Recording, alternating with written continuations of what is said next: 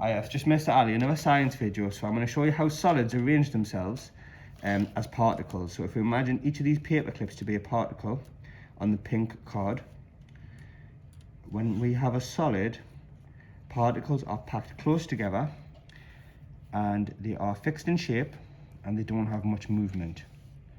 So if we imagine this to be any solid particle, let's say if it was even a pencil, the particles would be arranged like this. If I was talking about liquid, the particles have got more movement and they'll fill the shape of the container. So instead of having this fixed shape here, they'll have a little bit more of a varied shape. There'll still be contact between the particles and they'll fill the shape of the container, okay? Now, if I was to leave this liquid tilted to this side, more particles would come up here and fill this corner. And if I tilted the container this side, the liquid particles would all fill this side of the container first. Touching, close, but not packed like a solid. If I talk about gas particles have got a lot more kinetic energy.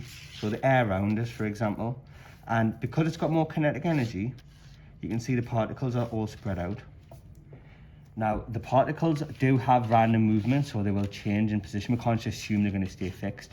And one misconception that I'd like to point out, when sometimes students draw these particles and they draw gas particles, it seems to make them bigger. But you can automatically see with the use of this massive paper clip that you wouldn't be having huge gas particles and then tiny little ones like this. So when you go to do your particles in an exam or a test, keep your particles the same size. Generally, I keep to about 10 particles, in this case 10 paper clips, and they've got lots of kinetic energy. What you can do as well, if you've got anything at home like a dice or any sort of circular objects, you can also just give anyone in the house a quick test. So you could say to them, I'd like you to arrange your particles as a liquid, and they'd have to quickly get the particles together, fill the shape of the container, a little bit of movement, and fill them as a liquid. And then someone might say, I want your particles to be a gas. And you spread them out, lots of kinetic energy. So have a little go at that in the house. That's how solids, liquids and gases arrange themselves as particles.